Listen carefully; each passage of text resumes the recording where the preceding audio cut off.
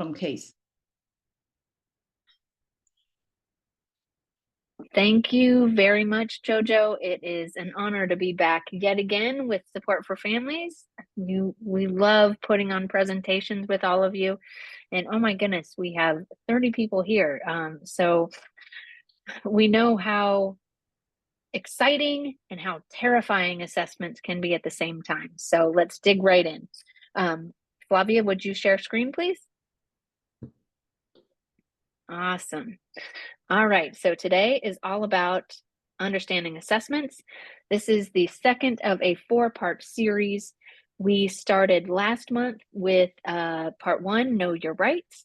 And so that is available on the Support for Families YouTube channel. This will be available there shortly. So we'll have all of these workshops available for everyone at your own pace in the next week or so. So next slide, please. I shouldn't say week. I should defer to Support for Families on when it's going to be posted.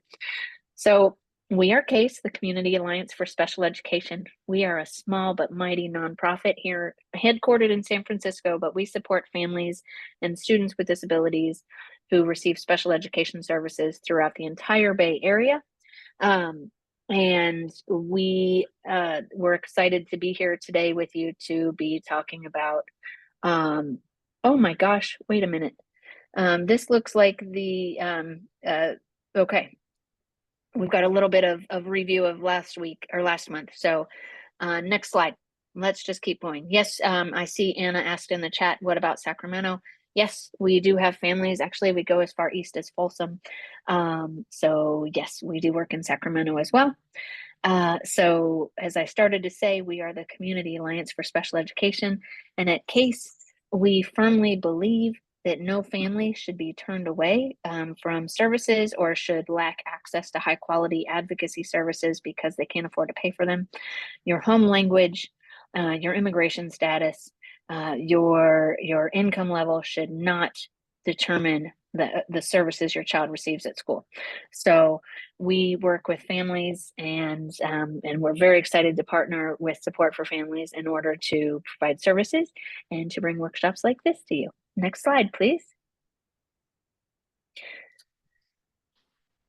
So Jojo, do you want to talk a little bit about Support for Families? Yes, I would like to give a brief introduction of our organization. Since 1982, Support for Families of Children has provided support to families with children with disabilities of all ages. We have support groups for parents and youth. We provide one-on-one support through our family resource specialists who also can connect you to various resources. We have a peer-to-peer parent mentor program, and we offer ongoing workshops and trainings such as IEP, positive parenting, and such as tonight's presentation. These workshops are for caregivers of children with disabilities and also for the professionals who support them. Thank you. So you can look at our website too. So both Support for Families and CASE, we believe that knowledge is power. And so critically important to not only us as family members, but to our students, our children, our siblings, whomever we're here in order to support. So next slide, please. So CASE, we offer a lot of great services. Sliding scale are free. Actually, thanks to Support for Families, we are able to offer free consultations to anyone in the Bay Area who's interested. In a slide at the end of the presentation, you'll see our QR code. You can point your camera to that, and that will take you to our intake form where you can schedule a free consultation with any of our case advocates. So that's one of the services that we're able to keep free based on the very generous support of Support for Families. So thank you, Support for Families. We also do file reviews. We review all those technical documents you get from your schools. We support families in IEP meetings. We help draft letters. And we do a lot of trainings like this. So feel free to visit us at our website, caseadvocacy.org, for more. Next slide, please. We have a lot to do tonight, so we should probably hop right into the meat. also, this is a really, really important resource that we want to make sure everyone else knows about. The Special Education Rights and Responsibilities Manual is something that CASE has developed in conjunction with Disability Rights California. It's a very easy to use manual in multiple languages, and it's written frequently asked questions style. So there's chapters on lots of different topics of interest to families. If you want to talk about discipline, for example, there's a whole chapter on discipline. You can go in and pick your topic, click on it, and boom, it'll take you right to the answer of your question. And the beauty of that too is we also reference the ed code in our answers, because as we all know, when you're able to talk about the ed code and the reasons why districts should be doing the things that they're obligated to do, when you can come with your receipts, it helps get answers from people. So that's a great resource. Feel free to check it out. There's also lots of template letters. If you need to write a letter requesting an assessment, if you want to write a letter to get records, we've got templates for it in the Special Education Rights and Responsibilities Manual.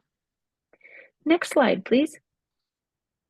All right, so just a brief review of last week. Karma, can I hand this over to you? You got it, Lee. I'm picking up the ball and running with it. We're going to talk a little bit about the IDEA, which is the federal law for special education here in the United States, and child find and the referral process. In other words, how do we get started with finding a student eligible for special education? The answer to that? Assessments.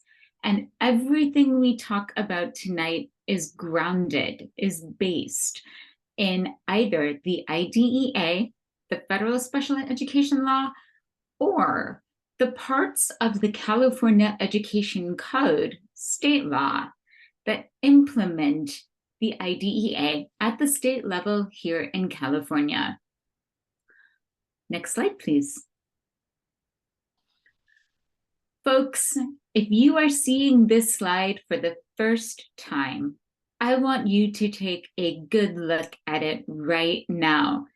This picture tells you so much information about how the process works. For all of you here who have students with IEPs right now, this is the framework, the order, the big picture, and the process of getting from assessing and identifying students with disabilities all the way to what gets into the IEP and what is placement. The first thing we have to do is find out what a student's needs are. We do that using data. We do that using anything that gives us information that is tangible or concrete knowledge. Data-driven assessments, your students' grades, test scores, behavior reports, observations, independent service providers. All of those things give us information on what the student needs more support with, and also what the student is doing really well. When we see the areas of need that come from all of these things listed under needs, that's how we create the goals. That's how we know what goals need to go into the IEP to get the student to access their grade level curriculum, meaning what are their non-disabled peers studying in classes? What activities are the non-disabled peers doing? What sorts of communication do the non-disabled peers have that the student needs to work towards? That's what the goals do. So we can have goals in so many areas. Your academic goals, to make sure that all students with disabilities are working on some sort of the same concept that the students in the general education and general education classes are working on. Social emotional skills to regulate behaviors or identify their feelings and emotions. behaviors, being able to sit still or focus or take turns, daily living skills, such as getting ready for the day or being able to go to the bathroom independently. All of the goals in the IEP need to be SMART. They need to be specific, measurable, achievable and ambitious, relevant, and time-bound. All of those things in a goal lead us to services. We can't determine the services a student needs until we identify the goals that the student has.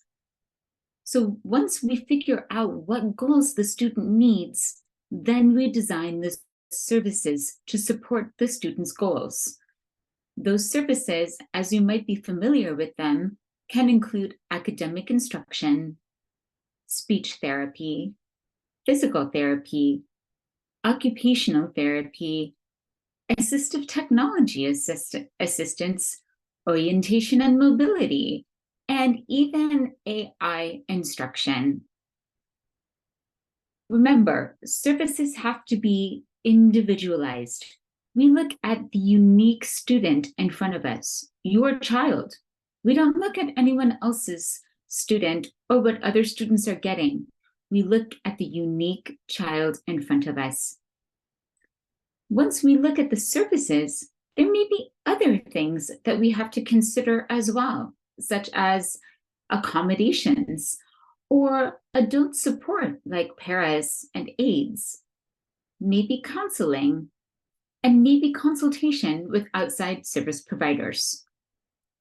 When we take a look at the needs of the student, identify the goals, and then looking at the goals, identify the services based on the goals, that's where we get to placement. And placement is not a physical location. We think of placement as a physical location because in the usual English language, we're thinking of an actual physical place. But in special education, placement is actually the totality of all of the goals, the services, accommodations, and even modifications that are in the IEP. There are many schools where you could have the same placement in any number of elementary, middle, or high schools in that particular school district.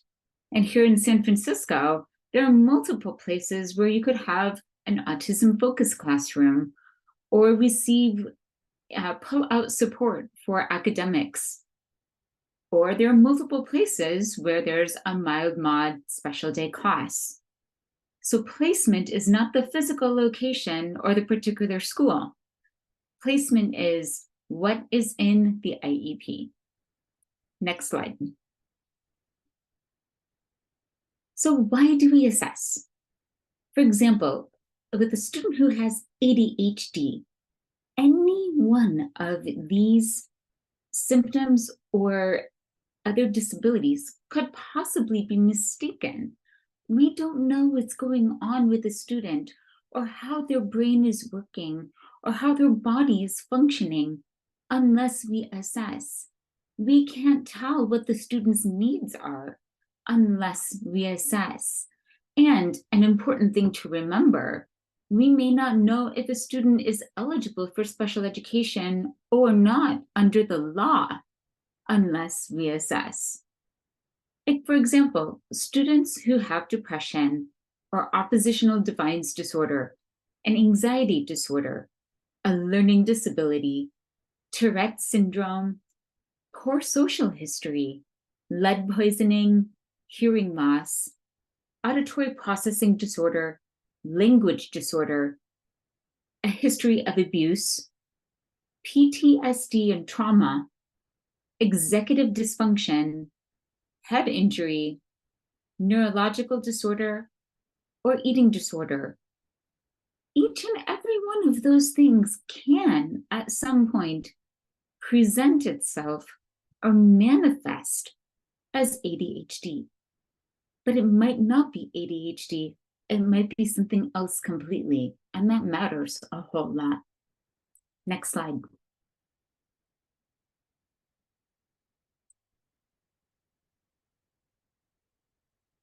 So, how do we request an assessment? Ideally, and under the law, anyone can refer a student for assessment for special education.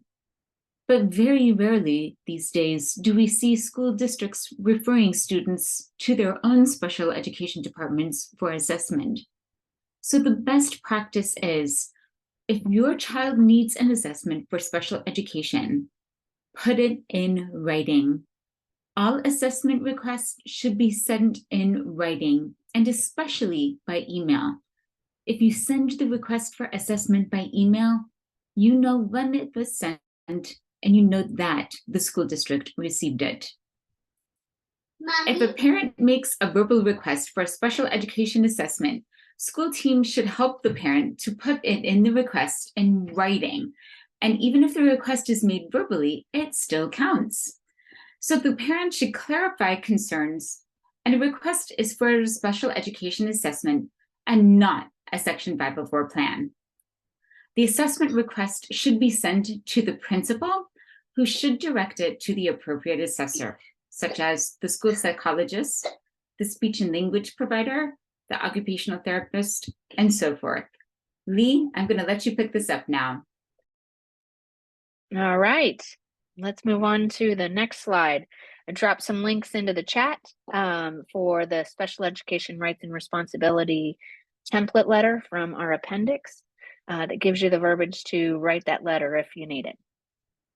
So it's really important to understand that the timelines that any LEA, local education agency, aka school district, has to follow are written into the law, written into ed code.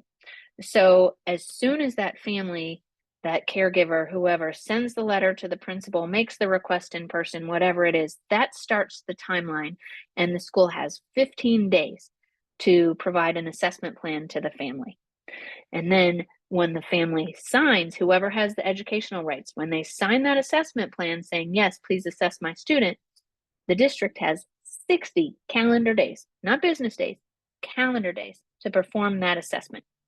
Next slide, please. But not just perform the assessment.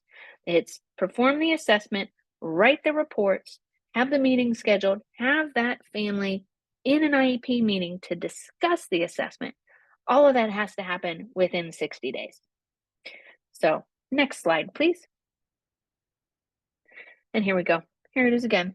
Yeah, there are some timelines, not just the timelines for assessment, but also if your student already has an IEP and you request an IEP meeting, the district has to provide one within 30 days.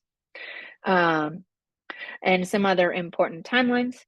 I'm sorry, I'm getting notice from the interpreters that I need to slow down. My apologies.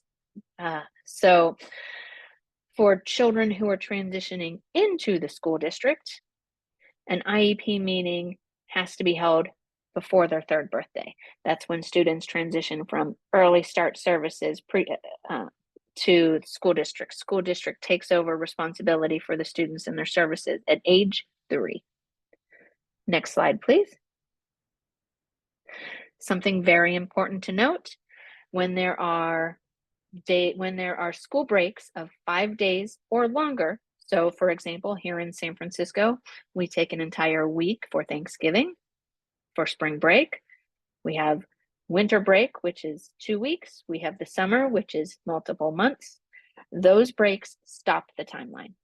So you would take your calendar days plus the length of the break and add that, and that's when the district has to hold that meeting, have to have you, that's how you do your 60-day math. Next slide, please.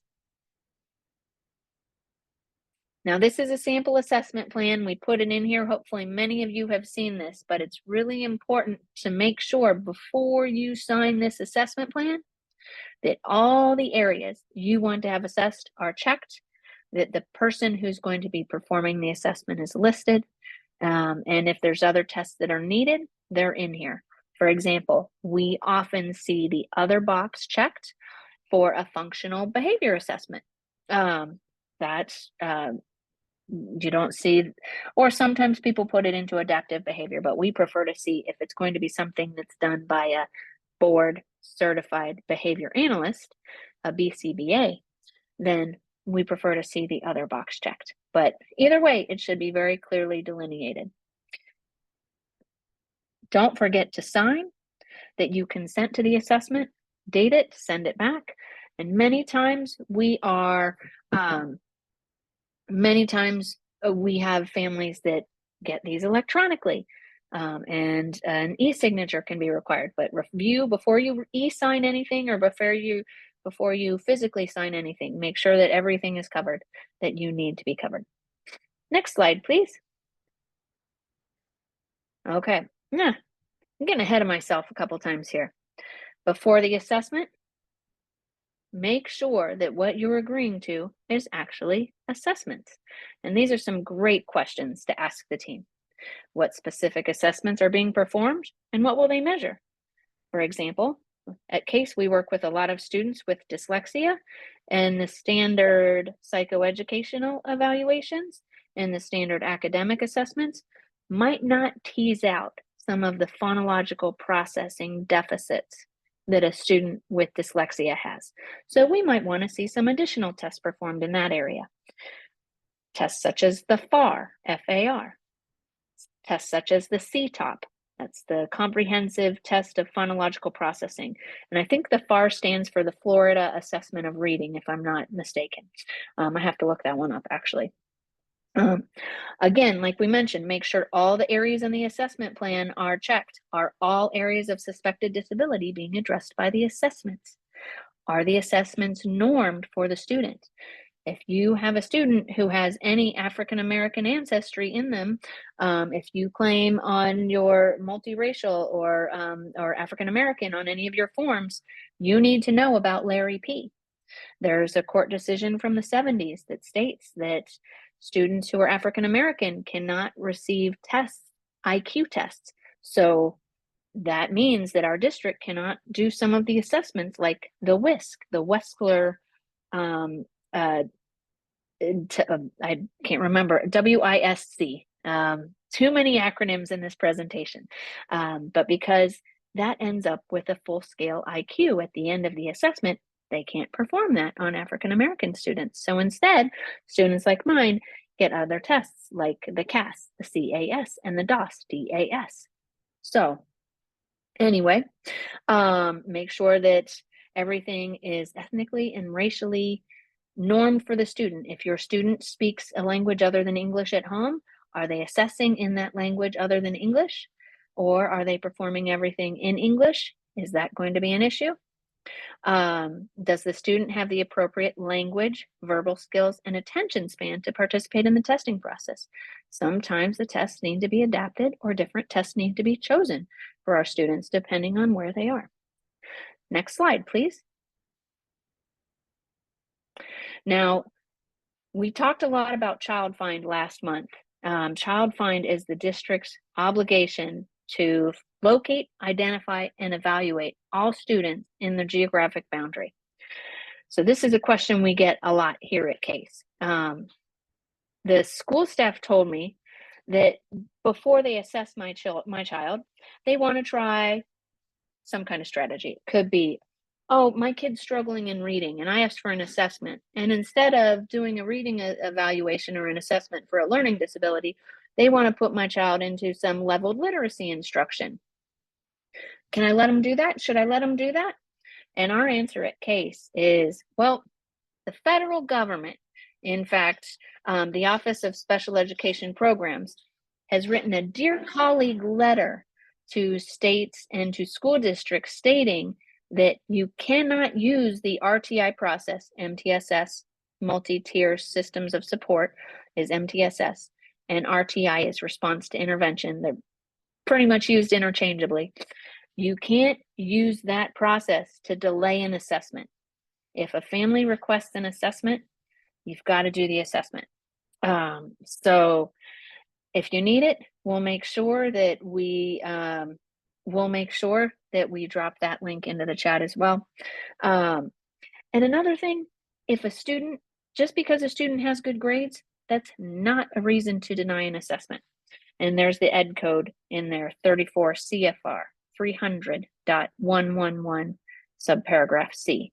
That's the reference for you, because a lot of times we'll say, but your kid is fine. They have great grades. Why would we assess them?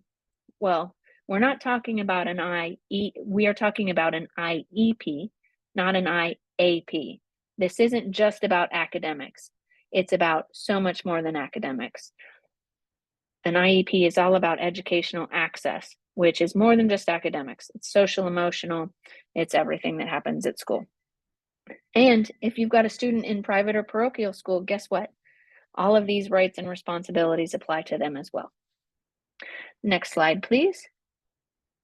And thank you. Karma clarified in the chat for those of you watching later that 34 CFR section 300, that is all about the federal code that governs the IDEA. That's where you find the details. That's where you find all the language of the law that us geeky advocates love to read and reference in our IEP meetings.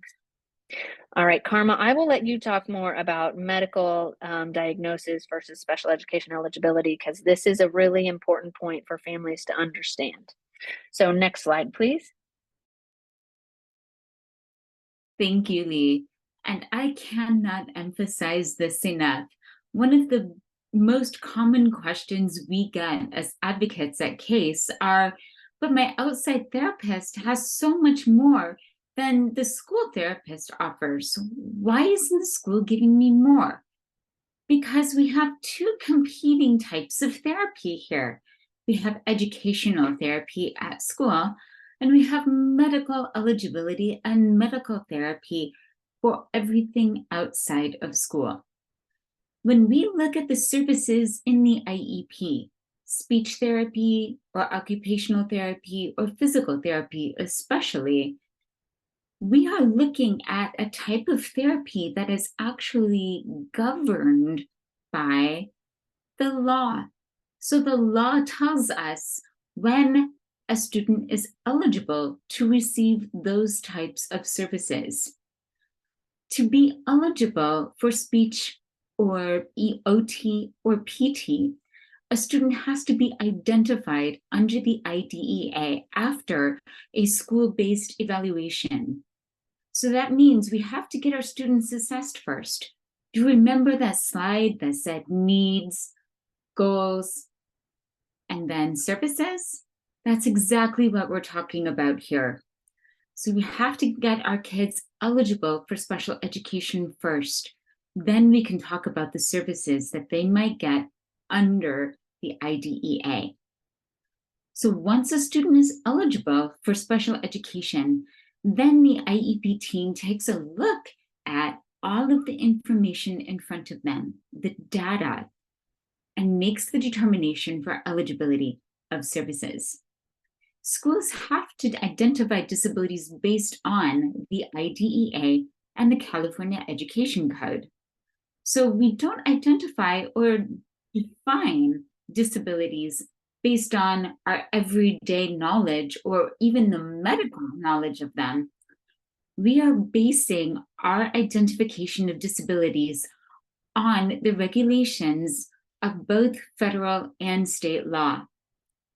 So in school, the condition must affect the child's or student's ability to function in the classroom or elsewhere in the educational environment at the time they are identified. Meanwhile, for medical diagnosis, we're looking at a medical condition or medical disorder, something that has to be diagnosed by a medical professional, like your doctor, a clinical child psychologist, pediatric neuropsychologist, a psychiatrist who is also a medical doctor, or another clinical professional in the health field. And that professional is making the diagnosis.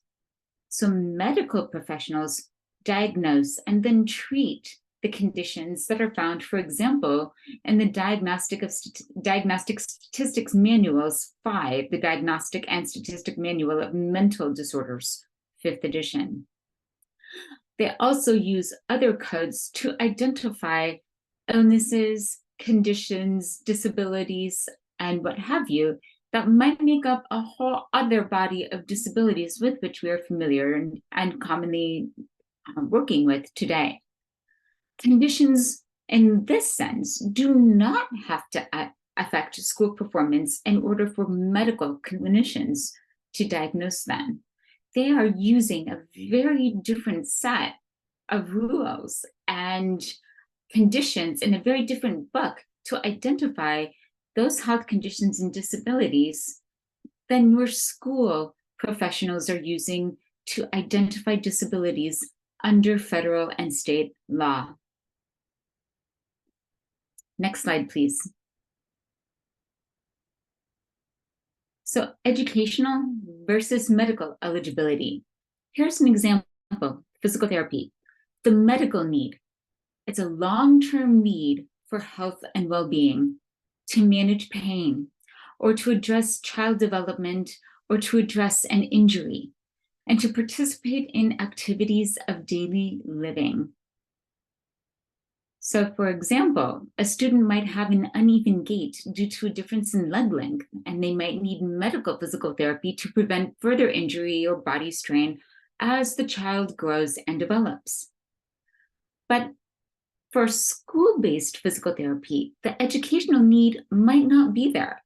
If the student has the proper equipment, maybe braces or an extra sole inside the shoe to even out the leg length, then can the student access the play structure, be able to participate in the playground to roughly the same extent that non-disabled students can? Can they climb the stairs without assistance, or maybe as long as they hold on to the railing? Do they have stamina to walk down the hallways without direct assistance? And can they sit at the lunch bench in the lunchroom on a backless bench and have the core strength to sit up straight? Can they sit crisscross applesauce on the rug? Those are a lot of examples that your school-based physical therapists might take into consideration if they're looking at providing school-based physical therapy. So again, students can have medical conditions for which they need medical physical therapy to address a wide range of things outside of the school environment, but they don't necessarily need physical therapy at school. Let's take a look at speech. The medical need for speech therapy might be to address developmentally appropriate milestones or to rehabilitate after an injury or illness. For example, the student who cannot pronounce the sound R may be intelligible at school, but qualify only for medical-based speech and language therapy. However, in the educational need, we're looking at extensive speech and language disabilities and disorders. Students need to be able to communicate within the school environment and on academically based tasks. So turn-taking, sharing perspectives, taking the other perspective of another person, intelligibility on a wide range of sounds and articulation, especially with their own peers and with unfamiliar listeners and adults, like substitute teachers or new administrators that they don't get to see very often at their school. So hopefully these are examples that show you why some students get a lot of therapy outside through their hospital, through their doctor, or through private providers, but they don't necessarily get a whole lot in school. We're taking a look at a little bit more of a narrow focus when it comes to school and access at school, as opposed to making sure that students can live pain-free or are developing appropriately or receiving rehabilitation after an injury. Next slide. Okay, there you see it, the 34 CFR 300.8C. Now you know we're talking federal law, right? There are 13 categories of eligibility for special education. Now, you'll note, this is basically what the IDEA calls the disabilities under which students are eligible for special education. But you will note that there are so many more diagnoses in the medical field. So that's just another way of looking. We're looking at something really different here. And the medical field does not translate to the educational field. So let's take a look at this. Autism, deafblindness, deafness, emotional disturbance, hard of hearing, intellectual disability, multiple disabilities, orthopedic impairment, other health impairment, specific learning disability, speech or language impairment, traumatic brain injury, and visual impairment. Now, I want to take your attention back to other health impairment. That is sort of the catch-all. For example, a lot of students with ADHD will fall under other health impairment. Sometimes students with diabetes or health conditions that require an IEP and make them eligible for special education would be eligible under other health impairment as well. It's sort of the catch-all. Sometimes even students with autism might actually qualify and be eligible under speech and language impairment. You see, when we're looking at eligibility, we're not looking at the student's medical diagnosis. We're looking at the parts of the student's disability that impact their access to the general education curriculum the most. So for some students, multiple disabilities is actually the most important factor of why they're eligible, because there are too many disabilities that impact the student's direct access to their education. But for some other students, it may be just one of these listed here. Next slide, please. Karma, can I jump in here and use this slide to answer a question in the chat?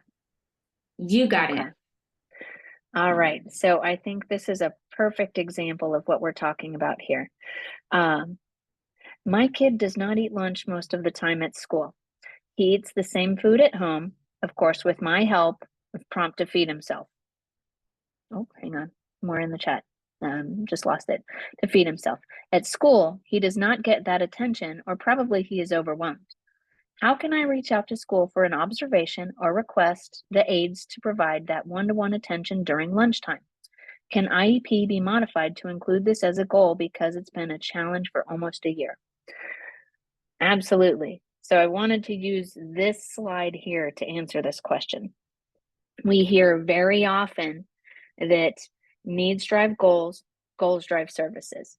And like I said before, we're not talking about an IAP. This isn't just about academics. This is an IEP, individualized education plan or program. So that's the whole child, social, emotional, everything. And if a child isn't eating lunch, especially someone with a very fast metabolism, not going to have the energy and vitality and alertness that they need to get through the end of the day. And those are very, when we talk about definitions, alertness, vitality, and attention, those are three very important things. So if that's an issue, and we know it's an area of need, if we can request assessment, or if you have information from, say, a feeding therapist at home, something you can send to school, then we've identified the area of need, eating. Maybe we could do a functional behavior analysis, have a behavioralist or a school psychologist come in and observe and take some data around how much the student is eating, and maybe get to some root causes about why not. You mentioned it could be overwhelmed. There could be a whole lot of things, but getting to the root cause would be really important. And then, yes, once we know the need, writing a goal in that area is absolutely appropriate. And then students don't just learn how to meet their goals on their own. They need services. So yes, perhaps some one-on-one help, maybe a social story. Maybe there's a lot of different things that we could do, that we could either have direct services with someone sitting with this child, maybe some, if it's a muscle issue in the mouth, maybe some articulation or some oral motor therapy with a speech and language pathologist. It could be a lunch bunch so that they have a smaller environment, a less overwhelming environment to eat their lunch. Lots of things that could be done. So that is a great question. Okay. There's a lot more in the chat. We'll catch up with some of that in a bit, but I just wanted to use that as an example of how the process very often works. Okay, so next slide, please. Okay, now we need to have data about students. You know, the assessments are important. We'll get into the data here in a little bit. We're going to have to move quickly because we've got a lot of good stuff to do, but it's not just the data. You know, like I said, we're talking about the whole child here. So sometimes observing how they do in one environment versus another, because when we do those standardized tests, especially the assessments performed by the school psychologist, that's in a very small one-to-one environment, very scripted, very scaffolded, yes, that's the word, no distractions, one-on-one, best environment for most of our students. Yet their learning environment is a much larger classroom that can be chaotic, overwhelming, stressful, depending on the child. So making sure that we see the child in all environments. If an issue, like we just mentioned, was in the chat is about lunch, then guess what? We want to make sure that the student isn't just being observed in the academic classroom, but they're being observed at lunch and recess and things like that too. And we have some of that data that helps inform everything we're doing. Grades, work samples, that can be super helpful information to have when we talk about the whole child and how they're doing. Standardized test scores can be informative because some of our kids don't test well. Some of our kids don't do well on computerized tests, and most of our standardized tests are on computers these days. So looking at work samples versus standardized tests can sometimes help you tease out a student's attention. Rating scales, one thing to keep in mind when you're talking about an assessment, a rating scale is something that's given to a parent, a teacher, a student, a survey to fill out. If you've had your student assessed, you've probably filled out those. Does your student do this? Always, frequently, often, sometimes never. You've probably filled those out. Those are rating scales because they are what you think of what your student does and how they perform. It's not a direct measure of how the student is performing. Two different things. It's your opinion, your observation of how they're performing. It doesn't measure their skills directly. So that's important. We don't just find kids eligible or not eligible based on rating scales. It's part of the overall assessment package that we put together, but it's not the only thing. Next slide, please.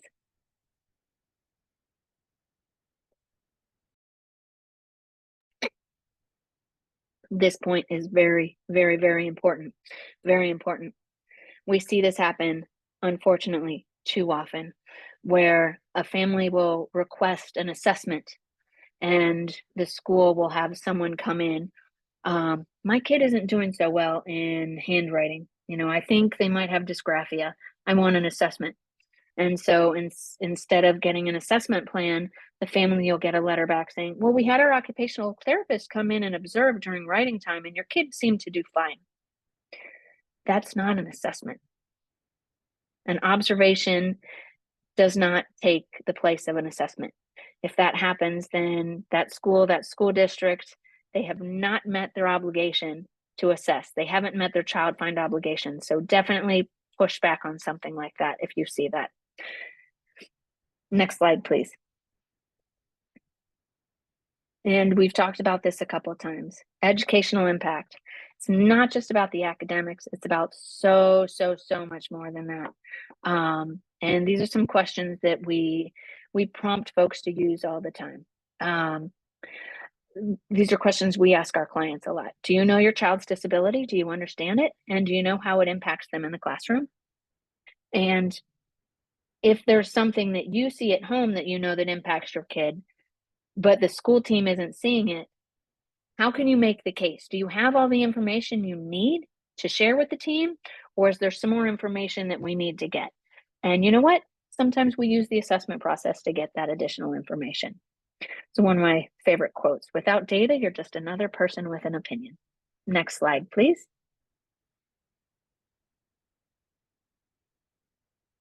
Now, a couple areas to think about. You know, we talked about it being more than academics, but to tease that out and be more specific. In a lot of these areas, we do a lot of work at CASE around transitions from elementary school to middle school. And actually, one of our most popular workshops that we do in conjunction with support for families happens in the spring, and it's getting your kids ready, getting your kids' IEP ready for middle school, because that is a huge jump from one teacher, one class, one set of friends, one homework packet a week, to all of a sudden you're going to middle school with 5, 6, 7, 8 different classrooms, huge school, usually much bigger building, much bigger people. You've got to change for PE, you've got lockers, you've got different teachers with different expectations for every subject. It is a lot. It's a huge jump. So that's when we see kids really run into some struggles with their executive function, not to mention puberty and hormones. That's a whole nother subject. That's a whole nother issue. God love middle school parents. But so executive function issues that we see very often really become an issue in middle school are planning and prioritization. You know, you've got 7 different teachers with 7 different assignments. How do you not get overwhelmed by that? How do you figure out where to start? Task initiation, time management, organization, emotional regulation, and impulse control. Any parent of a child with ADHD knows what an issue that is. Flexible thinking, goal setting, self-monitoring, stamina, perseverance. So these aren't just middle school. These are issues for many kids in elementary school, high school as well. And I see Brigida has her hand up. Brigida, if you can post in the chat, that would be helpful. We'll take a break in a little bit if you can't, and we'll answer your question then, or allow you to ask your question then. And then self-advocacy. When your child needs help, can they ask for help? Do they have the coping strategies when they are frustrated and overwhelmed? Metacognition. Does your child understand how their own brain works? Do they understand their disability? Do they understand that they might need some accommodations? Do they understand they might think a little bit differently? And of course, mental health, access to technology, huge these days. Self-care, behavior, social, emotional. Definitely areas that we see and we write into assessment plans all the time if there's a big need. Next slide, please. We love the ALSUP at CASE. The ALSUP, this is from the Collaborative and Proactive Solutions. I don't know if you know Dr. Ross Green in Lost at School, but he's done a lot of work in the area of getting rid of restraint and seclusion in schools.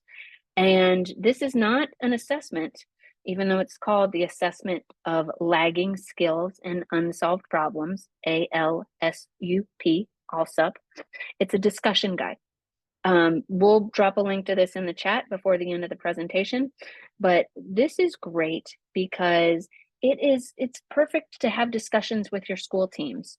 Instead of, very often our kids who are struggling, what gets recognized is the big behaviors that happen because of their struggles, and that gets punished, rather than seeing the underlying need that led to the child having the behavior in the first place. And so this discussion guide helps school teams and families and therapy teams get more to the root cause of why is this child having these behaviors, not engaging, whatever it is that's happening at school. So there's a checklist of lagging skills. Next slide, please. And then some prompts to talk through some of the unsolved problems.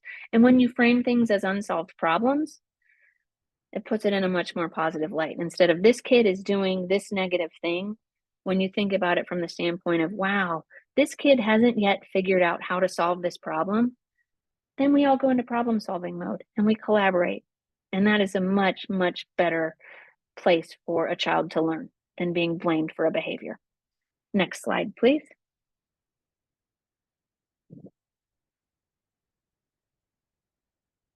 Okay, so making the case for the assessment, we're going to go through this pretty quickly.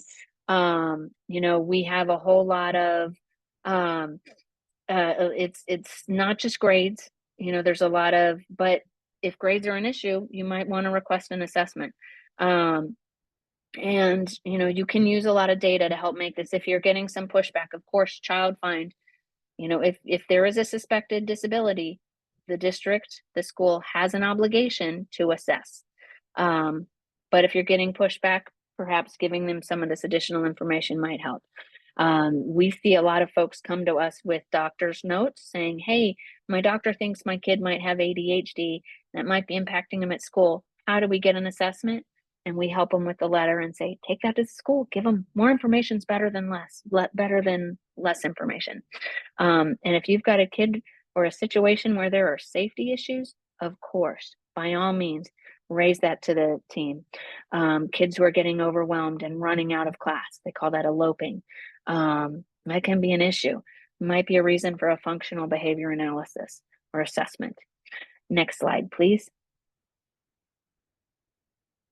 Again, needs drive goals, goals drive services.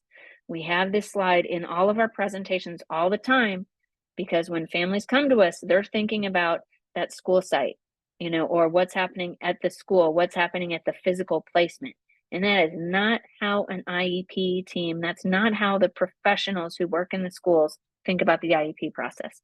They start with the areas of need, come up with the goals, use the goals to come up with services, and then they think about placement. So flip your thinking and you'll get more from your IEP team. All right, next slide. All right, I think this is the point where we start getting into what a psychoeducational evaluation measures. Why do we do this? What's the point of all of this? So next slide, please.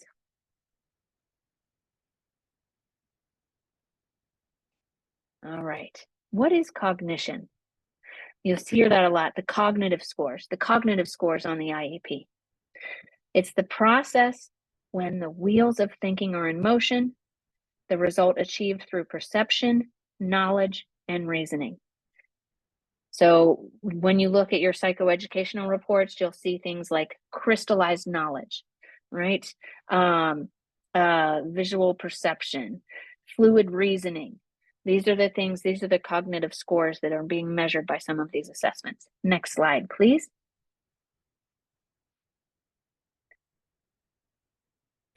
Lot of different cognitive processes: reasoning, attention, memory, language, learning, perception.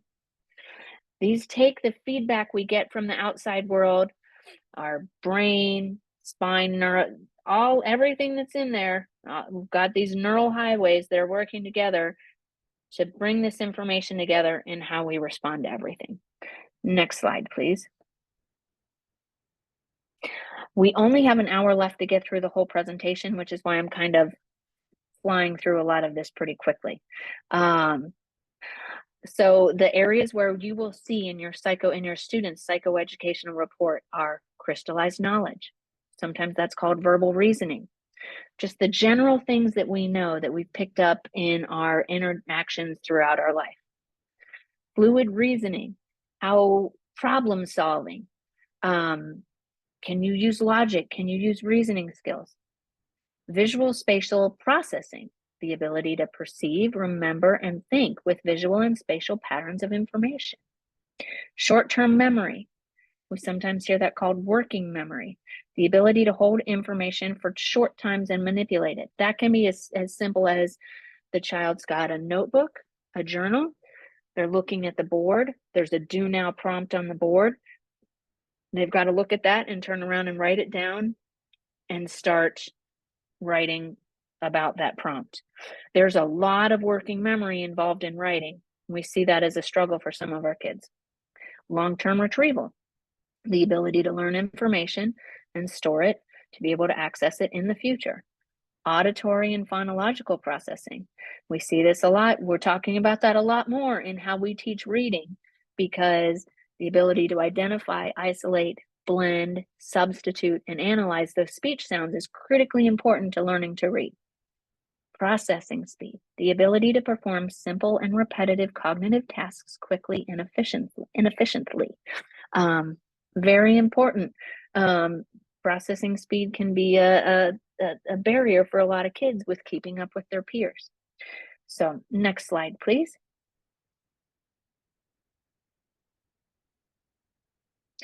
We also look at sensory motor skills. That's hand-eye coordination. It's what we used to call that. Attention and executive functioning. The ability to direct attention, keep it sustained over time. We had this slide earlier about areas of need, a lot of the same kind of stuff. Beginning tasks, switching from one mental task to another, remembering instructions, juggling multiple things at the same time. Orthographic processing, that's the ability to use visual systems to form, store, and recall words, as well as letter strings needed to recognize words, aka reading. Orthographic memory and orthographic processing is critical for reading. Next slide.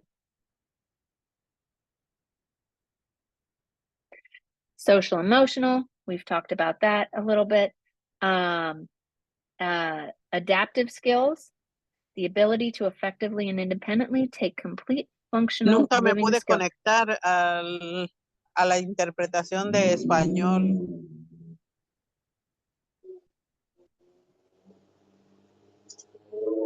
I think that was a question about not being able to connect to interpretation. No, Sí. no me pude conectar. ¿No pudiste escucharlo en español? No, No hay problema. No. ¿Estás desde un teléfono? sí, Vas a encontrar debajo como una especie de mundito que tiene, abajo dice interpretación. I accidentally muted Brigitte. You might have to unmute her. So Sí, here, creo que estás muteada.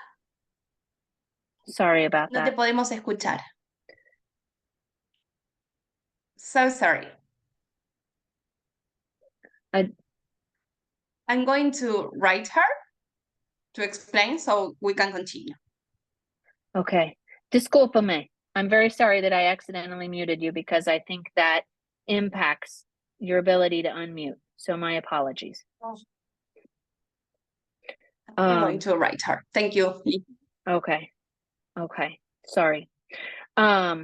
Adaptive skills, though, the ability to on your own do the adaptive living, daily living skills that are needed to be a successful member of our society, to interact with other people, to care for yourself, live on your own as you're an adult, that kind of thing. Next slide, please.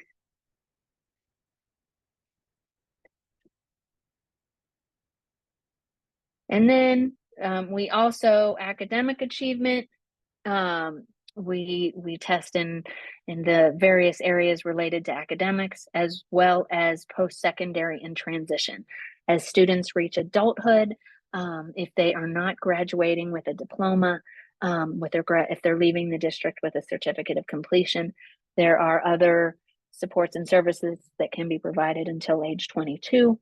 Or if a student is leaving with a diploma and heading off into college or career, making sure that they've got all the necessary skills to lead them to whatever productive work they want to do, and they know how to access supports and services in college and career. That's important too. Next slide, please.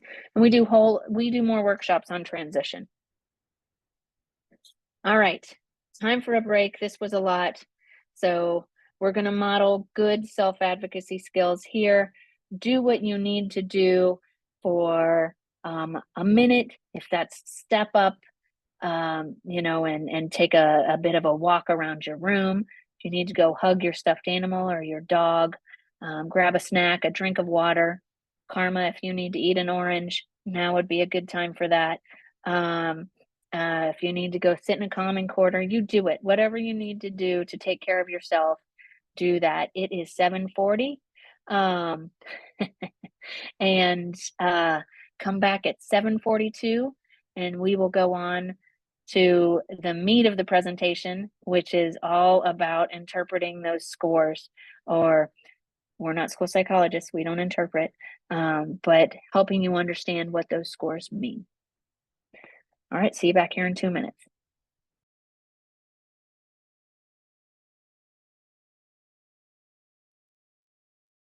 Brígida, ¿pudiste conectarte al servicio de interpretación?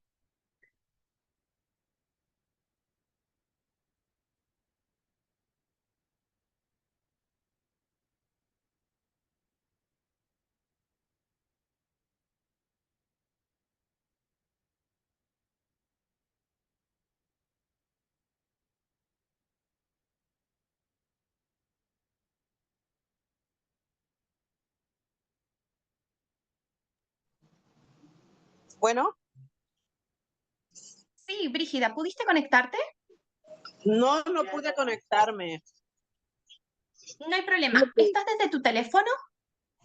Sí, Bien, te tienen que aparecer en el sí, control de seminarios web, va a aparecer 3 puntitos. ajá, En esos 3 puntitos se va a abrir y te va a decir Language Interpretation o Lenguaje Interpretation. sí, ya lo Y hice. después, Sí, ya lo hice. se abrirá como una pantallita y tenés que buscar Sí. donde diga español. Sí, ya lo hice. Está un mundo, así como mundo, y dice Sí, interpretación. Sí, ahora te sí deja le dice español, sí, y se sí, hace un check, pero no se abre, no se escucha en español, no sé por qué. fíjate si te aparece en algún lado un letrero que diga silenciar el audio original o Ajá, sí, mute original sí, audio. sí, dice Si podés, silenciar el audio original. sí. Allí Así con eso silencias el inglés y aparece en español. sí está en Tal vez español ahora sí ahí, escuchas a Luis. sí. Capaz que ahí funciona con el silenciar el audio original y vas a escuchar a Luis, que es nuestro intérprete en español. Bueno, vamos a ver que si, pues yo a usted la estoy escuchando bien así en español, pero bueno, porque me está hablando pues el español, ¿verdad? Y Claro. Si querés lo volvemos a dice, intentar, porque tendrías que escuchar a nuestro intérprete. dice, Entonces son los 3 puntitos. solo dice, está Sí, ¿qué disponible dice? la interpretación de idiomas, haga clic aquí para comenzar. Ya le hice 2 veces y como quiera se mueve a audio original. Y No sé si será eso. te deja mute original audio, mute original Ajá, audio, audio te deja original. mute. Ese lo tenés que mutear, si te deja. No, Y después tocar en el botón que dice Done. préstame tu audífono.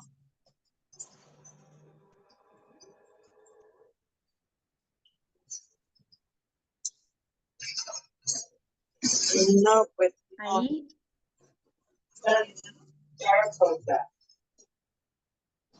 Lamento mucho no poder ayudarte más que con esta información. Sí, sí.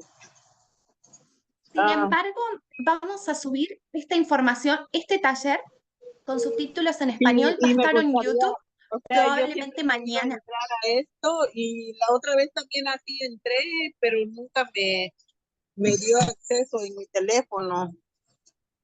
No sé por qué, Sí, pero yo no me da. tampoco. Otra opción, a veces lo que hago no es muy técnico, pero lo reinicio a veces el teléfono para que funcione mejor. Y si no, en el peor de los casos, yo te puedo compartir, si querés te mando un correo con el enlace para que puedas ver la presentación con subtítulos en español en YouTube. Ok, está bien si me lo comparte. Es porque esto me interesa bastante, porque, bueno, Sí. ya que estamos hablando, mi pregunta es de que como yo tengo una hija que es educación especial y esto me interesa mucho, ya tiene rato que yo quería entrar a estas reuniones, porque pues lo que pasa por los IEPs. Mañana, claro, Sí, los mañana, IEPs. Brígida, yo voy a tener un taller en español de IEP. Si querés te puedo Ajá. enviar la información y te sumás. Voy a Ok, tener una clínica de IEP. ok. Te mando la información ahora cuando termine el taller, ¿te parece? Sí, sí, está bien. Tienen mi correo Súper. electrónico ahí, Bueno, ¿verdad? Lo mira, ¿sí? sí, sí, yo lo Ok, tengo. Así ok. es. Muy bien, entonces. Gracias. Gracias a usted. ¿Cómo se llama?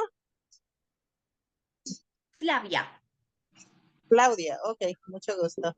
Flavia, Ok. mucho gusto. Lo Después voy te a seguir escribo hoy escuchando anoche un aunque sea. correo. Sí, sí. Lo voy a seguir escuchando Dale. aunque sea así en inglés. Gracias. Lo poco que pueda escuchar. Entender, digo. Gracias. Ok, gracias. No problem. Sorry, Lee, I think we are ready. No, es que no se puede. Es que no se puede poner en Yeah.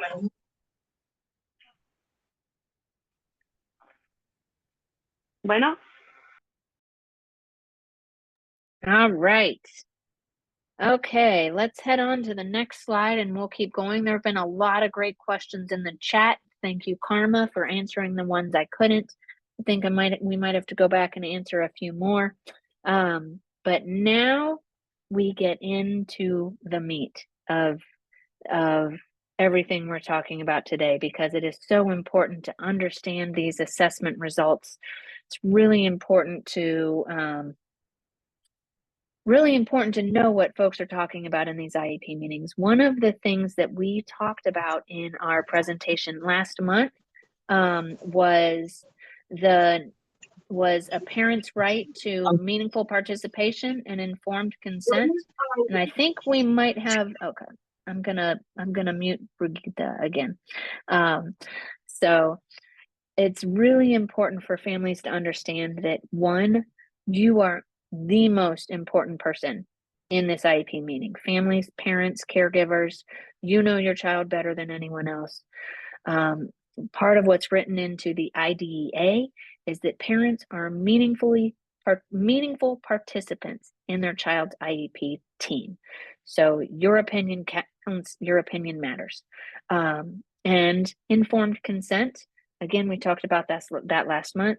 It's really important for you to understand everything that's being talked about your child, everything that's being included in this IEP before you consent.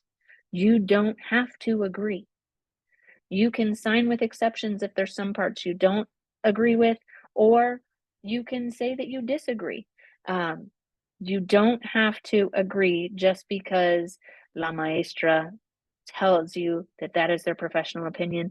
We love and respect our teachers. They're amazing. We love and respect all of our professionals. This is a very hard time to be in public education. Anyone who is still there, thank you so much. And sometimes there's a little bit more that needs to be known about our kids that we have to tease out, not up. There's a question in the chat about the alternate pathway to diploma. That is a whole nother conversation.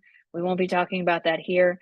I know that the Community Advisory Committee for Special Education just had a meeting about that. But yeah, we can talk about that in more time. And I think Support for Families is planning something more about that later. So next slide, please. I'll stop monologuing and let's get into the information. Okay. So my daughters took AP statistics in high school.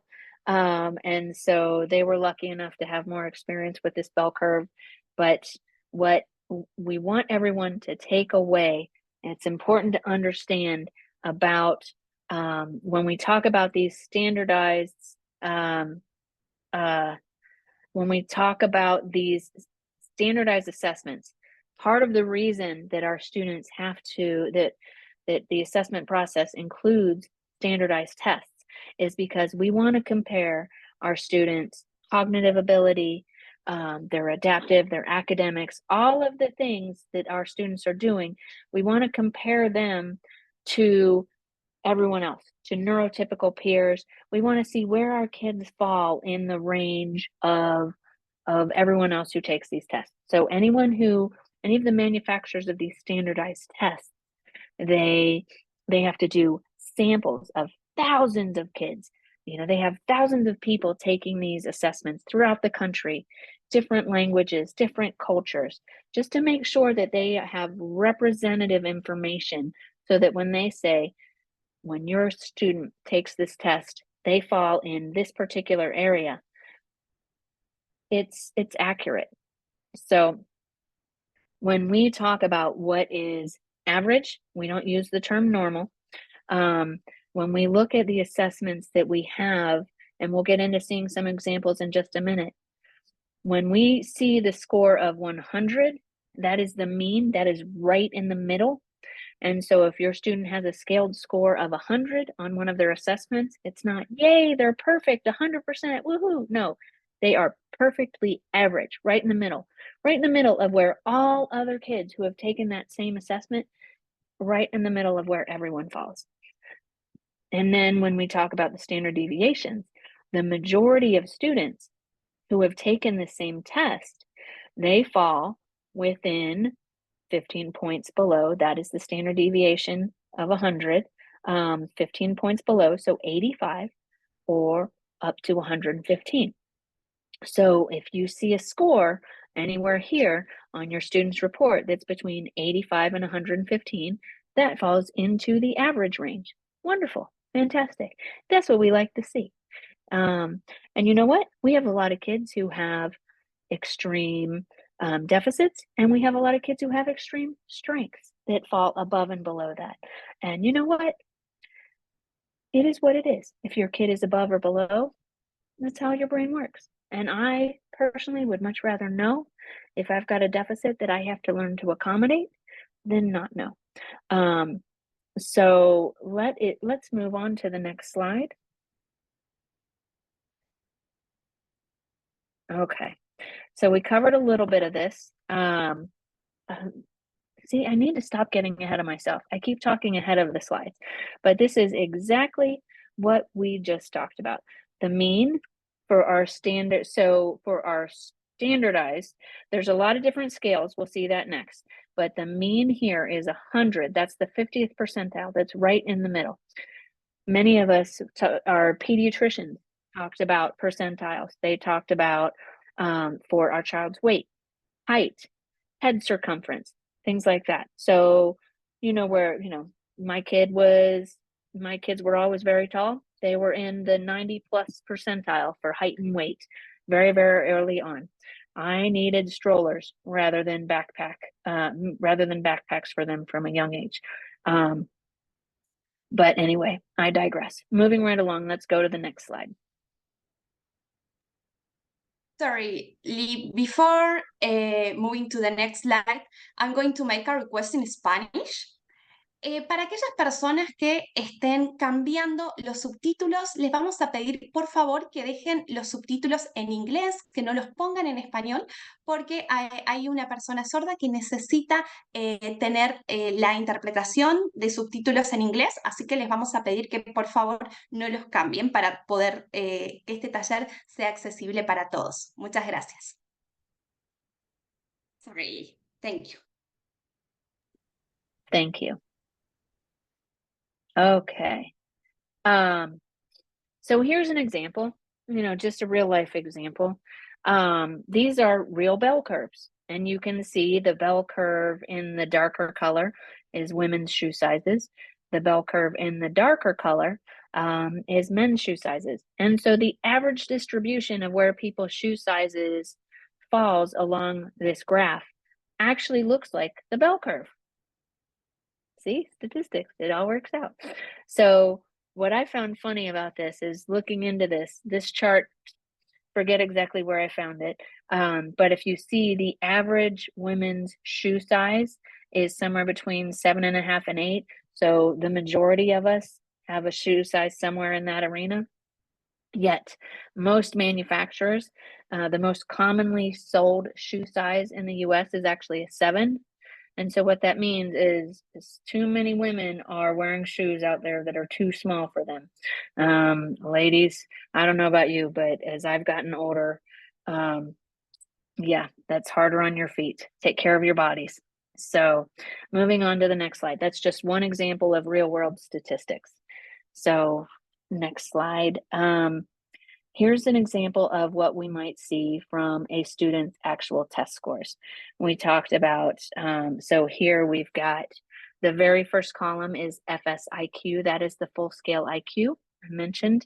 We don't do the WISC with all students. GAI, Global Ability Index. VCI, Verbal Comprehension Index. VSI, Visual Spatial Index, I believe. FRI, I forget what FRI is. WMI is Working Memory Index, and PSI is Processing Speed Index. And so if you look at these are the index. When you see a child's scores, first of all, no one score, no one assessment can be used to come up with an overarching score in any particular area. So these are the subtest scores, everything, the composite scores, multiple subtests underneath them have been scored into this. And if you look at this, you know, Katie's visual spatial, VSI's visual spatial, her visual spatial scores are really, really strong. 129 is way above average. That's fantastic. Her processing speed, though, 81, very, very low. So that's going to be a problem for Katie. That is below average. That's going to be a problem for her.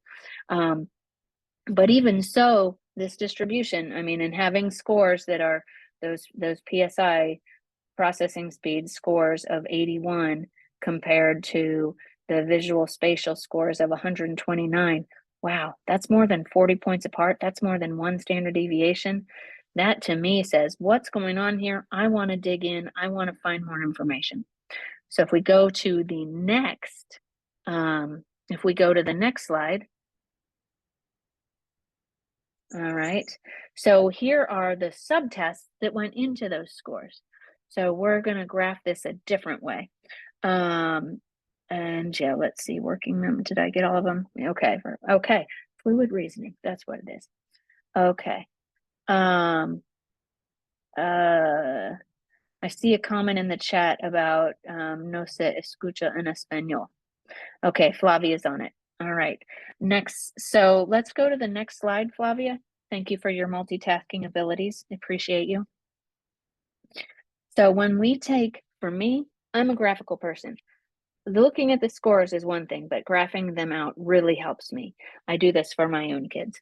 So, so if you look at these subscores, the visual puzzles, wow, that is a great area of strength for this child. Way to go. That's wonderful. But if you look at digit span, 6, coding, 6, symbol search, 7, these are huge, huge areas of discrepancy, huge weaknesses for this kid compared to the strengths that they've got in some of the other areas. So these would be areas where I would ask some questions in my triennial meeting or in my initial meeting if this is the first time. Say, help me understand what these are and help me understand how these are going to impact my student in the classroom. That's what I want to know from the school psychologist, from the professional in the room, from the occupational therapist, the speech and language pathologist, whoever it was who is the expert on these scores. I want to know more information. So while we don't use the WISC for African American students, we use things like the DAS, the DAS2, differential ability scales, or the CAS, the CAS. Oh, I forget what the CAS stands for. There are a lot of other tests that can be used. And again, we need to make sure We're not basing any of these cognitive areas, the scores in these cognitive areas, not just on one test. We need subtests to roll up into these scores to make sure that one is valid, that they validate each other. So next slide, please.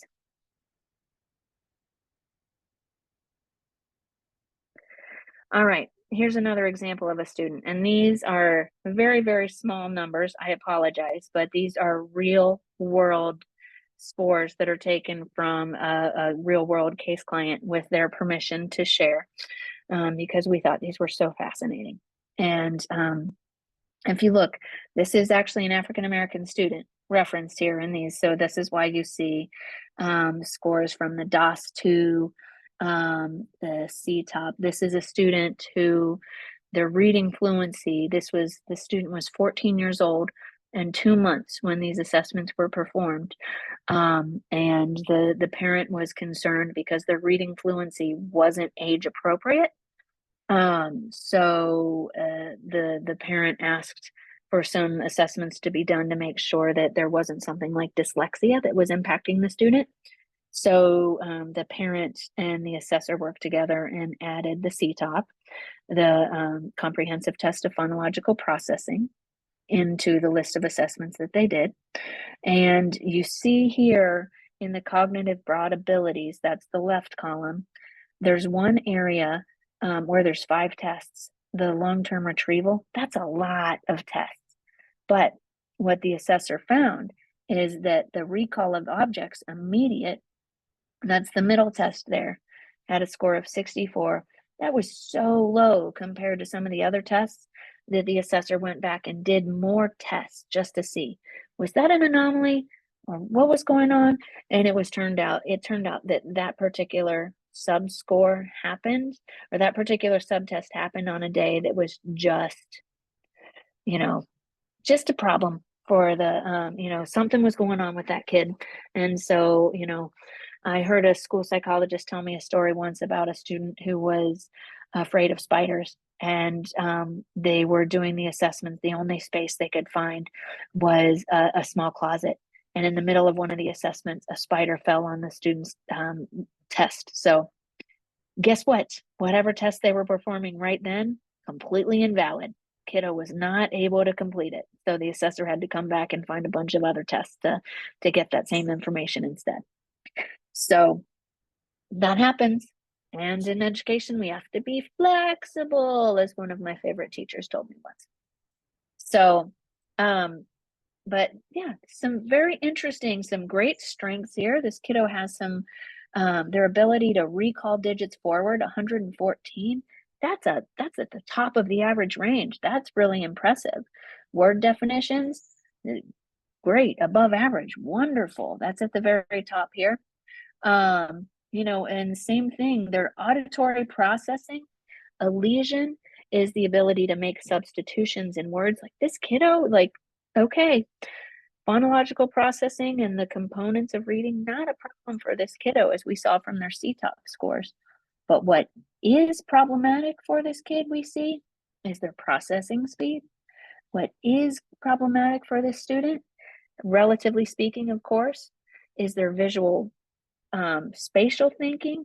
So we see some real strong strengths for this kid, and we see some areas of concern where we might need to either do some interventions or bring some accommodations in to support this.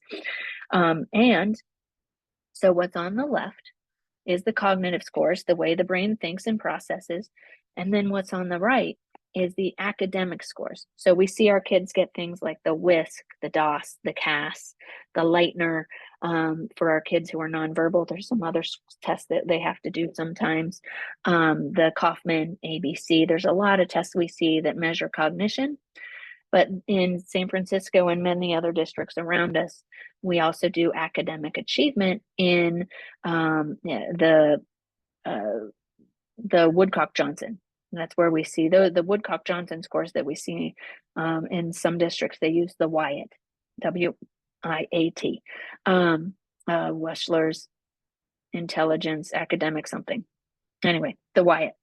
And because not only do we want to see what the student's capable of, how their brain works, but we also want to compare that to what their actual academic functioning is in the classroom. You know, what is their math fluency? What is their reading fluency? Their comprehension, their written expression. These are the things that actually we're measuring more in the classroom. So we want to compare their cognition to their academic capacity as well. So, and for this student in particular, we see, yep, just like this parent thought, reading fluency, sentence reading fluency, not great, but their oral reading ability is high. It's average. I mean, like some of these things, you look at these tests and you're like, whoa, what, huh? How do we explain these scores? So that's a lot of what we do at CASE is we'll sit in meetings with families and their IEP teams and just ask these questions like, well, how do you explain these differences? This is bananas. This is a huge spread. Well, why? How? So if we go to the next slide.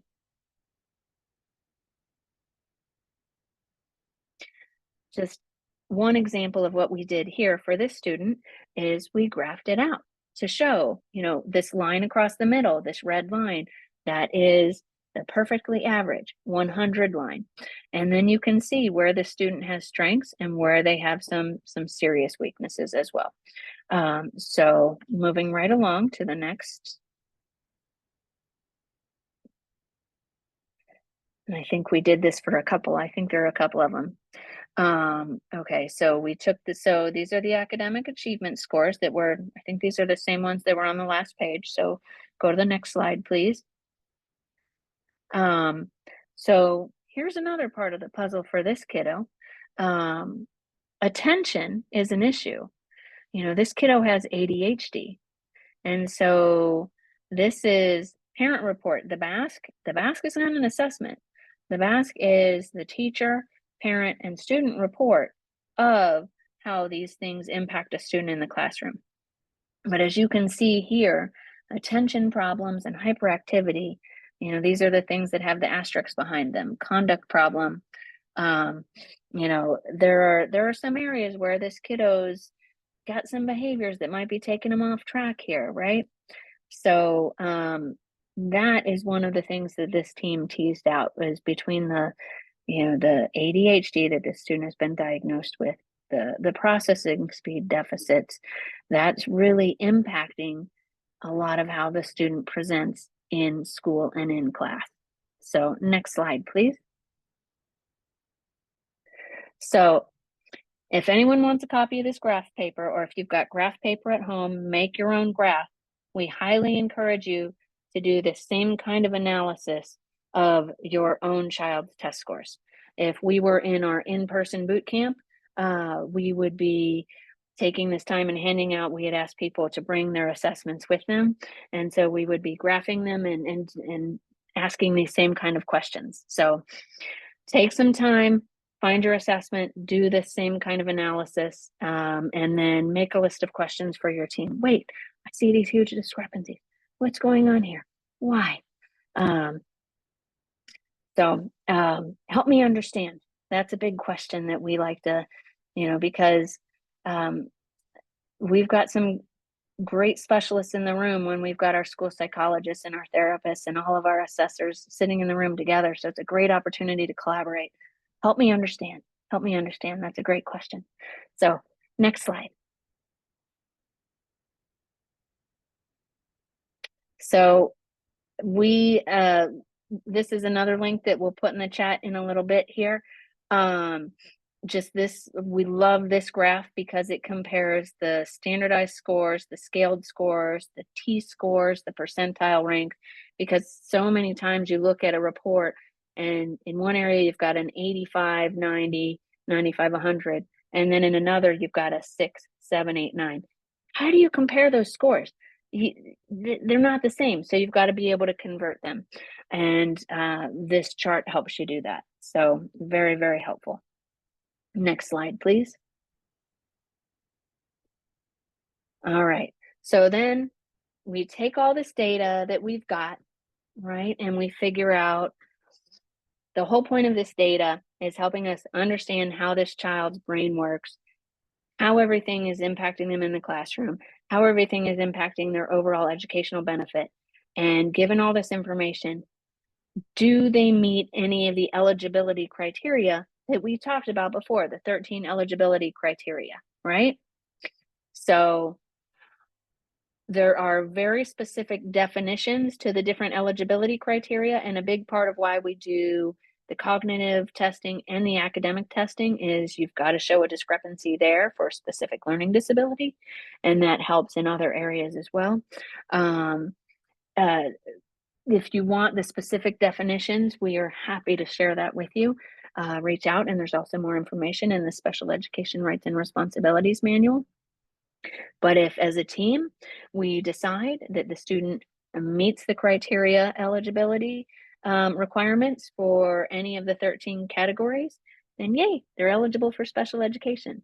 And you know what? If you're found eligible in one area, it's like the door to the entire house opens.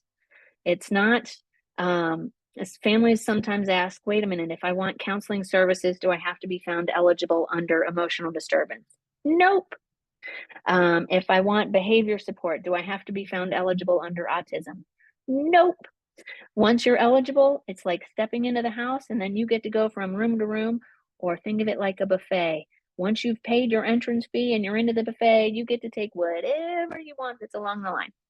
Well, of course, assuming it's appropriate for the student, right? We still got to make the case that the area of need it requires a goal, and then the goal will drive the service, right? So we've got to get there. But once you're found eligible, or once your student is found eligible, then we start the process of writing the IEP. But the eligibility also, so the second question here, if the student is found eligible, do they require specialized supports and instruction in order to gain educational benefit from a gen ed environment? We have some students, for example, at CASE, we sometimes help families with 504 plans instead of IEPs. If, for example, a kid, might have diabetes and there isn't really an educational access, things are fine in the classroom, students on grade level, everything's okay.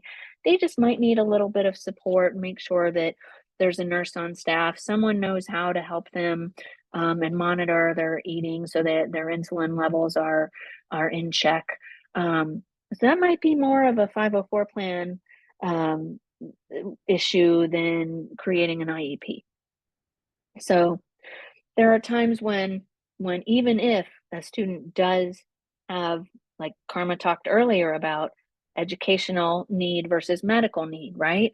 So sometimes it's not an IEP, sometimes it's a 504, but most of the time, by the time we've gotten here, we're answering yes to both questions and we move to IEP development. So next slide, please. Okay, just a reminder of our categories, and all of them have specific definitions in the ed code. Next slide, please. We already talked about them. Karma mentioned them. That's why we only have a few minutes left. So I'm kind of flipping through. So to complete the information, we talked about student A a little bit ago. So the IEP team, the school psychologist who did this assessment and wrote the report, gave these very specific recommendations at the end of the report for the family. So I thought it was worth making that through line here. So based on the results from the DOS-2, student has trouble perceiving and thinking with visual patterns. Visual spatial thinking can affect the ability to store and recall visual information, as well as difficulty with tasks that require awareness of visual detail. That's a mouthful. Student's teacher is encouraged to break spatial tasks into component parts and provide a verbal set of instructions to match each part. For instance, the teacher can provide a sequenced verbal strategy to help him work through the steps of a math problem and solving equation. This is a student who is not, the visual spatial deficits that they have means they're not able to take a model and copy it. there are a lot of accommodations in the student's IEP about, geometry and algebra, graphing, and support in that way, because of all the visual spatial challenges that we saw with the test scores. So that's part of why it's so important to understand these results. If you see where the deficits are, we can use, and then there are a lot of goals in the student's IEP around math, and problem solving and identifying steps of math problems and things like that. So that leads us into the accommodations that were referenced in the report. And speaking of a report, there are some components that are absolutely necessary, that you absolutely should see in a report. Need to make sure that the team meets all of the timelines. Student history is included. Parent, family, outside provider interviews and reports and feedback are included. Observations in multiple settings in the classroom, recess, lunch, specials, wherever. If there is an area of concern, make sure that the student is observed in that area. A variety of assessment tools used in each area. I mentioned before, you can't just have one tool or one measurement. You have to have multiple measurements, at least two. And eligibility determination recommendations. Now, there's a lot of school psychologists and other professionals who, before they write the reports, they don't want to include everything in the draft report when it comes to their recommendations, because they're worried that that's going to look like predetermination. The school district team cannot give you information and says this and tell you this is how it is. This is what we're going to implement. We're going to do it this way. That's illegal. That's predetermination. The parent has to be able to have the opportunity to provide input. So a lot of school teams will say, well, we don't want to predetermine. We want to discuss it together as a team in the meeting. But we push back at CASE and say, thank you so much. We're so grateful that you are not predetermining an outcome for the student. And this parent needs the ability to review the information ahead of time in order to meaningfully participate during the meeting. So can you send us your proposed recommendations in draft form that we can review? We understand it's not predetermination, but we want to see what we are going to be discussing at the meeting. So that's how we approach it at CASE very often. And then recommendations in other areas as well. Again, if you don't want to predetermine, put it in draft form.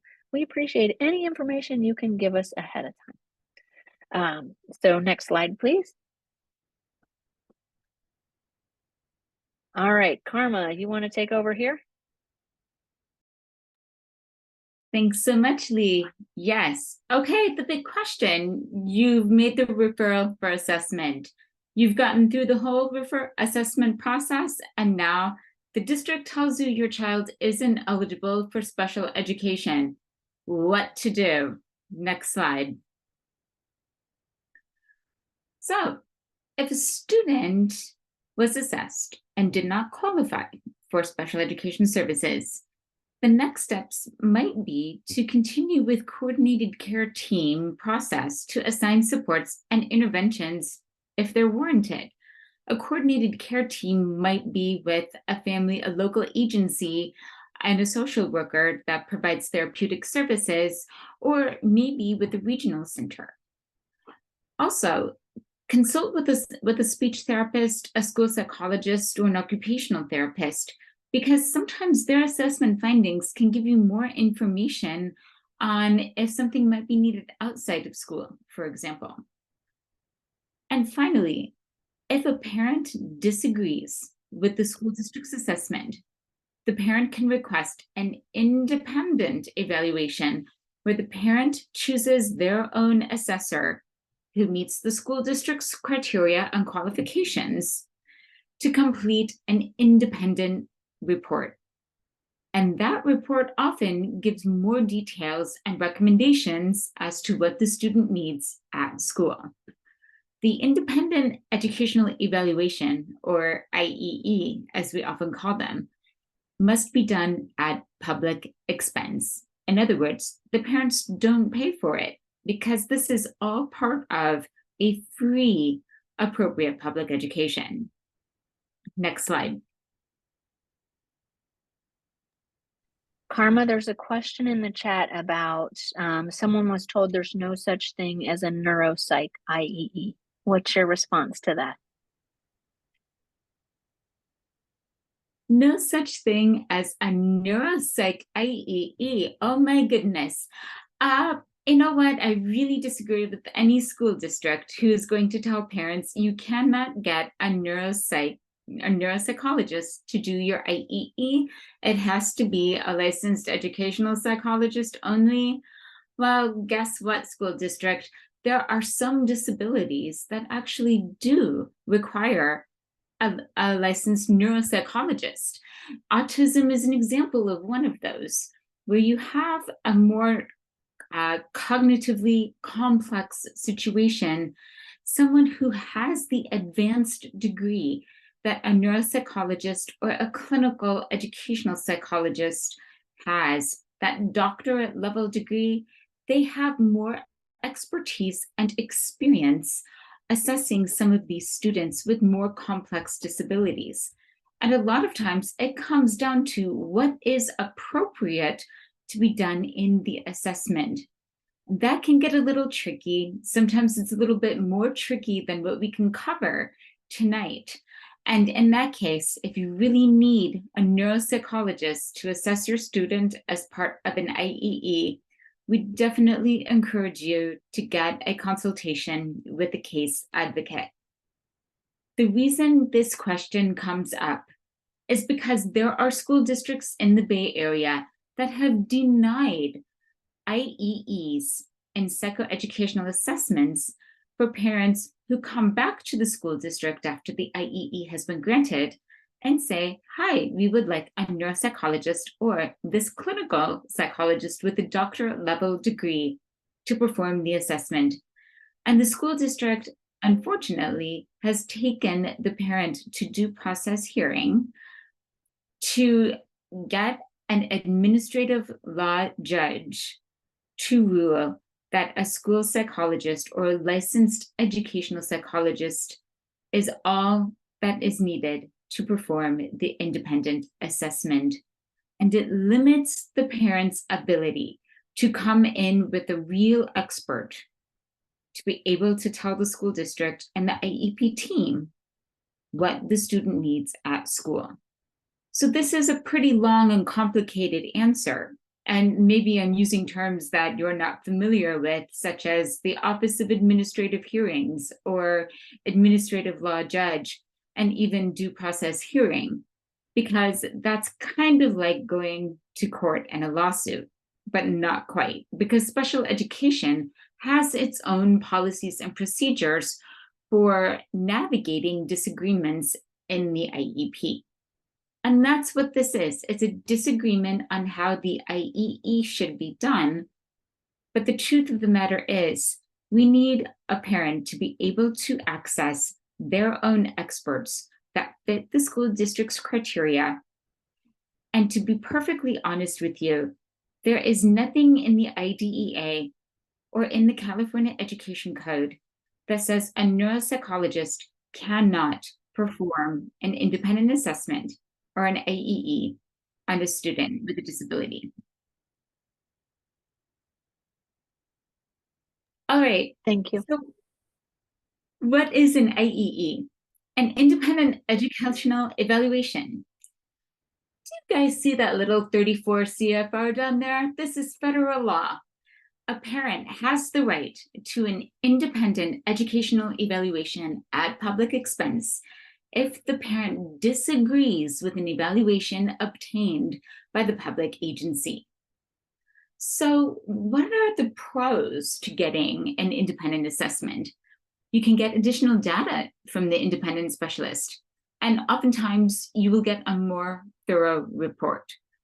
These folks do not have to abide by the timeline of the IDEA. They can actually take their time, and often, because this is all they do, they can do it faster. But oftentimes, because of their experience, they will be more thorough, and they're not necessarily limited to school district requirements and regulations. The cons. Sometimes these can be pretty time consuming. For example, some of the providers we know here in the Bay Area who do excellent assessments might have a wait list of 3 to 6 months. And that means that we have to evaluate how badly we need that independent assessment and whether we're willing to wait 3 to 6 months before the student can be assessed. And it will usually be another month before the student and the student's assessment is done and the IEP team can meet to discuss the IEE report. So that can delay the implementation of an IEP. And sometimes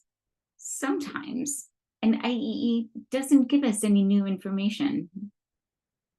Next slide. So what are things to know before requesting an IEE?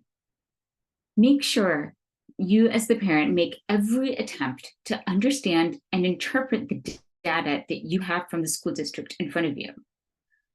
Make sure you collaborate with the IEP team and ask and answer questions about the school district's own report. Make sure you understand how the data you have will impact your student in the classroom. Can you use the data to make your case to the team for what your child needs? And think about what your goal is, not the goals that you want in the IEP. I'm talking about your own goals for what you want for your child and what your child needs.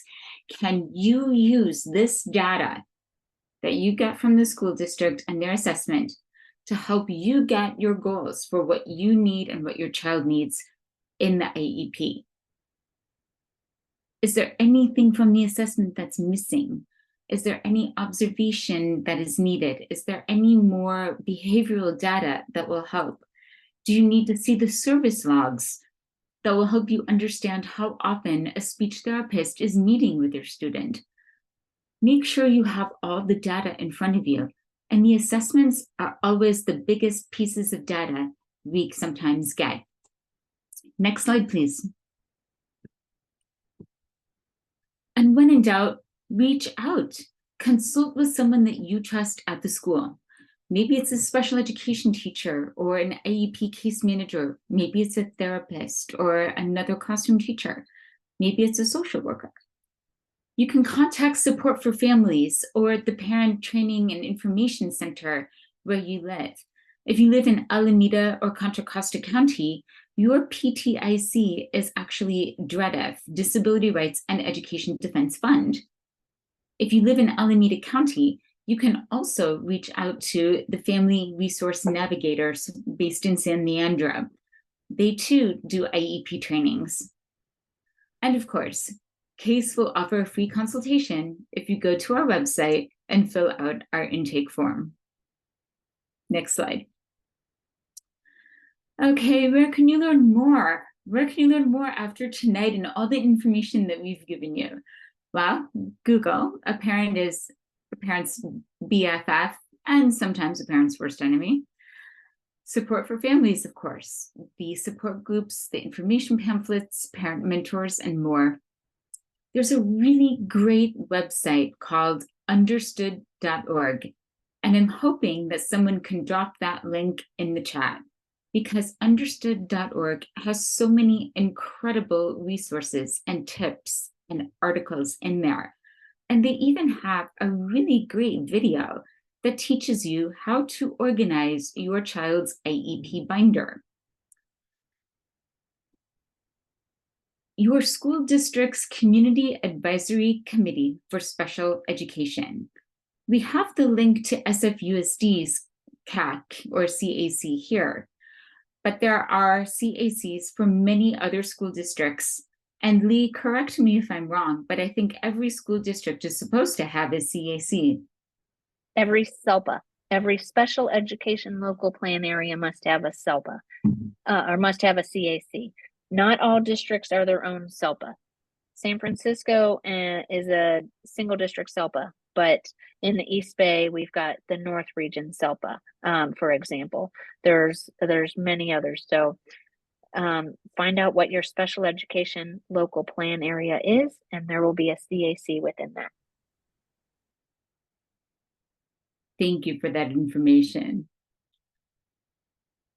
Other resources, internet-based support groups like the Bay Area Autism Network and SI Kids SF.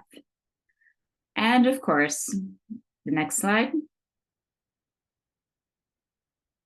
For more technical resources, the Rights Law website is very detailed about the law itself and various situations and issues that can arise in special education. There are so many articles on rightslaw.com written by special education attorneys across the country on how to respond to a school district, how to ask questions of a school district on a wide variety of topics under the IDEA, including topics that we don't have time to address tonight. So please visit rightslaw.com and see if some of your questions can be answered there as well. Disability Rights California and Cases, Special Education Rights and Responsibilities Manual. That has been dropped in the chat many times tonight, but keep going back there to find it because it is one of the most easiest and accessible pieces of information that inform you as parents of your rights in the special education process. And it also tells you the state and federal law that gives you those rights. But most specifically for tonight, please review the Special Education Rights and Responsibilities Manual, Chapter 2 on assessments. Next slide. All right, here we go. Here's our favorite slide of the night, right, folks? We need to look at the needs of the student. And we do that by our assessments, our grades, test scores, behavior reports, observations, independent service providers, all giving us the information we need to create goals for the students in their areas of need. Once we list out all of those goals and all of these areas from academic to social emotional to behavior and daily living skills, and for those of you who have kids at least 16 and older, transition goals as well. Make sure those goals are SMART, specific, measurable, achievable, ambitious, and relevant and time-bound. And then we can take a look at the services, accommodations, supports, therapies, specialized academic instruction, and counseling and consultation that the student needs in the IEP to make sure that they have equal access to the general education curriculum and to everything that they need to be with their non-disabled peers at school. All right, so how do we write goals? Maybe that's one of your big questions. We can't talk about special education and IEPs and not have goals. So please join us next month in November and check out Support for Families' website as to the date to talk about how to write goals for your child's IEP. Next slide, please.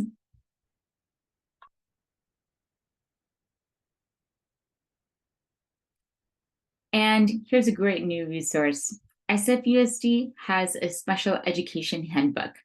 So at the bottom of this slide, you can see the link www.sfusd.edu/sped/handbook. And we just dropped it into the chat for you to find. Next slide, please.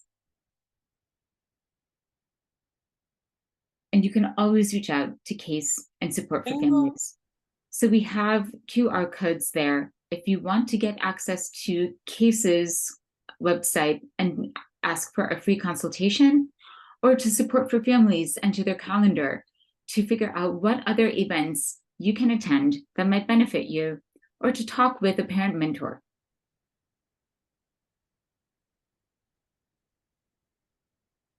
Next slide, please. All right, now we have a chance to address any questions. Tengo And una it's- pregunta. Bueno, Si querés, yo puedo hacer la interpretación.